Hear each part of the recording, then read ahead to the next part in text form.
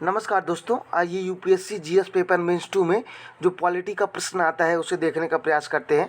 हमारा प्रश्न दिया है, विकेंद्रीकरण भारत में लोकतांत्रिक शासन को किस प्रकार सशक्त बनाता है। इस संदर्भ में ग्राम सभाओं के कार्य निष्पादन का समालोचनात्मक मूल्यांकन कीजिए। हम लोग का इसका आंसर 250 वर्ड में लिखना है और जितने भी लोगों का 2026 का प्रीलिम्स क्लियर हो गया है उनको बधाई, और जो 2-4 नंबर से रह गए हैं वो परेशान ना हो, नेक्स्ट टाइम प्रयास किया जाएगा। आप अपने उत्तर का शुरुआत ऐसे कर सकते हैं कि विकेंद्रीकरण से प्रायः शक्तियों के विकेंद्रीकरण से अलग जनता के निकट शासन को पहुंचाना, जैसे 73वां और 74वां संविधान संशोधन के माध्यम से ग्राम सभाओं नगर पालिकाओं की संवैधानिक दर्जा प्राप्त किया गया। ठीक है, अब हम लिखेंगे विकेंद्रीकरण लोकतांत्रिक शासन को सशक्त कैसे करता है। इसमें 4-5 पॉइंट। पहला आप लिख सकते हैं शासन में भागीदारी सुनिश्चित करते हैं। दूसरा आप लिख सकते हैं जनता की शिकायतों पर निकट समाधान हो जाता है। ठीक है, टेलर मेड अप्रोच, न कि वन वाइज किट अप्रोच। तीसरा पॉइंट आप लिख सकते हैं जवाबदेहिता सुनिश्चित करके गांव से चुने गए प्रतिनिधित्व अपनी जनता के प्रति अधिक जवाबदेही अनुभव करते हैं, क्योंकि वो गांव के होते हैं। जो गांव से हैं, ग्राम प्रधान को देखते होंगे आप किस तरह से वर्क होता है।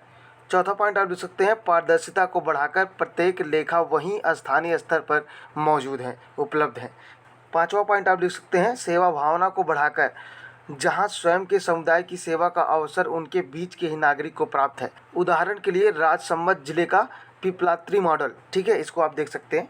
छठा पॉइंट आप देख सकते हैं सामुदायिक सशक्तिकरण, जैसे कि सार्वजनिक लेखा परीक्षा, मेघालय में विधिक मान्यता देना। ठीक है, ये सब आप थोड़ा सा करंट देख के इसमें लिख सकते हैं। सातवां पॉइंट आप लिख सकते हैं सामाजिक न्याय सुनिश्चित करते हैं। 1/3 सीटें महिलाओं के लिए आरक्षित हैं व अन्य वर्गों के लिए भी आरक्षण की व्यवस्था की गई है। आठवां पॉइंट आप लिख सकते हैं सामाजिक गतिशीलता को बढ़ावा देकर, उदाहरण के लिए राजस्थान की छवि रजावत महिला सरपंच UN में भारत का प्रतिनिधित्व कर चुकी हैं। ठीक है, अब हम लिखेंगे ग्राम सभाओं के समक्ष चुनौतियां क्या हैं। आर्थिक सर्वेक्षण के द्वारा इसे 3F यानी कि 3F पर काम करता है। पहला फंड, दूसरा फंक्शन और तीसरा फंक्शनरी।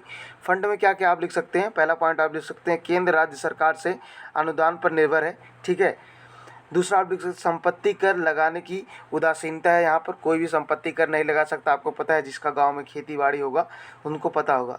तीसरा पॉइंट आप लिख सकते हैं कई राज्यों में राज्य वित्त आयोग का गठन भी नहीं है अभी तक। चौथा पॉइंट आप लिख सकते हैं वित्त लेखा परीक्षा नहीं होना। ठीक है, आपको पता है कि ग्राम सभा कहीं से भी बहुत कम ही ऐसी ग्राम सभाएं जो मेला लगवा कर या कुछ एक्टिविटी करवा कर रेवेन्यू जनरेट करते हैं, नहीं तो वहाँ पर किसी भी तरह का रेवेन्यू जनरेट नहीं होता। जो केंद्र सरकार या राज्य सरकार के द्वारा दिया जाता है उसी से कार्य किया जाता है। फंक्शन कैसे होता है। पहला पॉइंट आप लिख सकते हैं 11वीं अनुसूची के कार्यों का हस्तांतरण राज्यों की इच्छा पर निर्भर है। दूसरा आप लिख सकते हैं सीमित कार्यों का आवंटन। तीसरा आप लिख सकते हैं वित्त के अभाव में कार्य करने की अक्षमता, पैसा की कमी है, आपको मैंने पहले बताया। चौथा पॉइंट आप लिख सकते हैं अधिकांश कार्य योजनाओं से आबद्ध जिससे स्वयं पहल में कोई कार्य नहीं होता। ठीक है, अगला हेडिंग आप लिख सकते हैं फंक्शनरी, जिसमें आप पहला पॉइंट लिखिए अधिकांश ग्राम सभा प्रतिनिधियों का शिक्षा का स्तर बहुत ही निम्न है। ठीक है, और दूसरा पॉइंट आप लिख सकते हैं सरकारी अधिकारियों का प्रभुत्व है। तीसरा आप लिख सकते हैं महिला सरपंचों की सीमित भूमिका है, यानी कि अगर महिला चुन के आती भी है तो वहाँ पे सरपंच पति होता है जो सारा काम वही करता है। चौथा पॉइंट आप लिख सकते हैं पंचायत भवन व कार्मिक क्षमता निर्माण का अभाव है। कई कई ऐसे ग्राम सभा हैं जहाँ पर अभी तक पंचायत भवन बना ही नहीं है। अब इसके लिए क्या किया जाना चाहिए। पहला आप लिख सकते हैं द्वितीय प्रशासनिक सुधार आयोग की सहायिका सिद्धांत के अनुसार अनुशंसाएं जो दी गई हैं। पहला आप लिख सकते हैं पंचायतों का सशक्तिकरण व क्षमता निर्माण किया जाना चाहिए। दूसरा आप लिख सकते हैं अधिक से अधिक कार्यों का हस्तांतरण किया जाना चाहिए। तीसरा पॉइंट आप लिख सकते हैं नियमित वित्त आयोग का गठन किया जाना चाहिए।